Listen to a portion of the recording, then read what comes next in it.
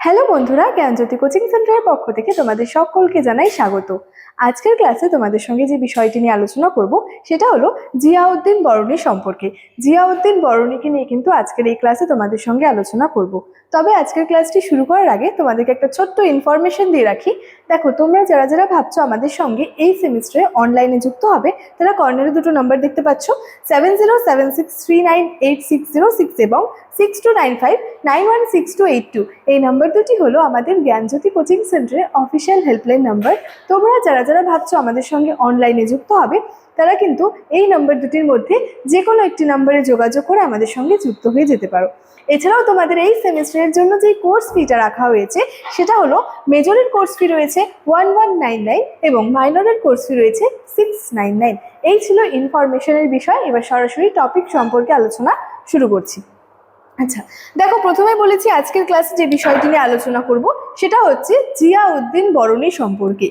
জিয়াউদ্দিন বরণীর ক্ষেত্রে দেখো, প্রথমে কি বলা হয়েছে যে তুর্কো আফগান যুগে ভারতের ইতিহাস রচনার প্রধান উপাদান ছিল তারিখ ই ফিরোজ শাহী, এবং এই গ্রন্থটির রচয়িতা ছিলেন হচ্ছে, এখানে ছিলেন হবে, ঠিক আছে, রচয়িতা ছিলেন জিয়াউদ্দিন বরণী। তাহলে জিয়াউদ্দিন বরণীর একটি অন্যতম উল্লেখযোগ্য গ্রন্থের নাম ছিল কিন্তু তারিখ ই ফিরোজ শাহী। এবং তুর্কো আফগান যুগে ভারতের যে ইতিহাসটা রয়েছে সেই ইতিহাস রচনার জন্য বা সেই ইতিহাস জানার জন্য প্রধান উপাদান ছিল কিন্তু এই তারিখ ই ফিরোজ শাহী এই গ্রন্থটি, এবং এই গ্রন্থটির রচয়িতা ছিলেন কিন্তু জিয়াউদ্দিন বরণী।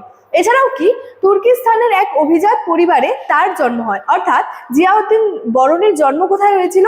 তুর্কিস্তানের এক অভিজাত পরিবারে। এছাড়াও তিনি কি করেছিলেন? তুঘলক বংশীয় মোহাম্মদ বিন তুঘলক ও ফিরোজ শাহ তুঘলকের আমলে কিন্তু উঁচু রাজপদে অসীম ছিলেন। এছাড়াও বলা যায় যে জিয়াউদ্দিন বরণীর লেখা তারিখ ই ফিরোজ শাহী সমকালীন রাজনৈতিক, অর্থনৈতিক ও সাংস্কৃতিক জীবন সম্বন্ধে বা সম্পর্কে বিস্তৃত বিবরণে কিন্তু পূর্ণ। অর্থাৎ জিয়াউদ্দিন বরণীর এই যে গ্রন্থটি রয়েছে তারিখ ই ফিরোজ শাহী, এই গ্রন্থটি থেকে আমরা কোন কোন বিষয়গুলো সম্পর্কে জানতে পারি? মূলত সেই সময়ের বা সমকালীন কি হচ্ছে সেই সময়ের আর কি রাজনৈতিক, অর্থনৈতিক, সাংস্কৃতিক জীবন সম্পর্কে বিভিন্ন তথ্য সম্পর্কে কি হচ্ছে আমরা বিস্তৃতভাবে কিন্তু জানতে পারছি। তার বিবরণ থেকে কি জানা যায় যে সেই যুগের আর কি চাষিদের অবস্থা খুবই করুণ ছিল।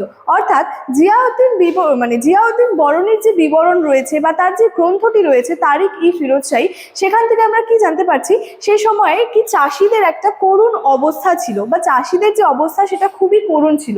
এই সমস্ত বিষয়গুলো সম্পর্কে কিন্তু আমরা জানতে পারি। এছাড়াও রাজকর্মচারীরা দুর্নীতিগ্রস্ত ছিল এবং অত্যাচারী ছিল। অর্থাৎ এই যে সেই সময়কার যে বিভিন্ন রাজকর্মচারীরা ছিল তারা কিন্তু দুর্নীতিগ্রস্ত ছিল এবং কিন্তু খুবই অত্যাচারী ছিল। জিয়াউদ্দিন বরণীর বিভিন্ন যে আর কি বিবরণী রয়েছে বা বিভিন্ন গ্রন্থ রয়েছে সেখান থেকে কি হচ্ছে আমরা এই সমস্ত তথ্যগুলি সম্পর্কে কিন্তু জানতে পারছি। এছাড়াও কি তার গ্রন্থে রাজস্ব বিভাগের বিস্তৃত বিবরণ পাওয়া যায়। এছাড়াও বলেছে, দেখো, বরণী অর্থাৎ জিয়াউদ্দিন বরণীর লেখা আরেকটি বিখ্যাত গ্রন্থ হলো ফুতুহ ই জাহানদারি। তাহলে জিয়াউদ্দিন বরণীর কিন্তু বিভিন্ন গ্রন্থ রয়েছে, যার মধ্যে একটি অন্যতম বিখ্যাত গ্রন্থ ছিল তারিখ ই ফিরোজ শাহী এবং অপর একটি বিখ্যাত গ্রন্থ ছিল কিন্তু এই ফুতুহ ই জাহানদারি। এবং এই গ্রন্থে তিনি কি সুলতানদের শাসন নীতির কিন্তু বিশ্লেষণ করেছিলেন। তাহলে ফুতুহ ই আর কি যে জাহানদারি, জিয়াউদ্দিন বরণীর যে বিখ্যাত গ্রন্থটি রয়েছে, এই গ্রন্থটি থেকে আমরা কি জানতে পারি? সুলতানদের যে শাসন নীতি রয়েছে সেই শাসন নীতির কিন্তু যে বিশ্লেষণটা আমরা কিন্তু পেয়ে থাকি জিয়াউদ্দিন বরণীর কিন্তু গ্রন্থটি থেকে। তাহলে জিয়াউদ্দিন বরণী কে ছিলেন, তার বিখ্যাত গ্রন্থগুলির নাম কি ছিল, সেই সমস্ত বিখ্যাত গ্রন্থগুলি থেকে আমরা কোন কোন বিষয়গুলি সম্পর্কে জানতে পারছি, এটা নিয়ে কিন্তু আজকে আমার ক্লাস এতটাই ছিল। ইনফরমেশন যেটা রয়েছে সেটা কিন্তু ভিডিওর শুরুতেই আলোচনা করে রেখেছিলাম। চলো, আজকের ক্লাস এতটাই। দেখা হচ্ছে পরবর্তী ক্লাসে। Thank you so much. Thanks for watching.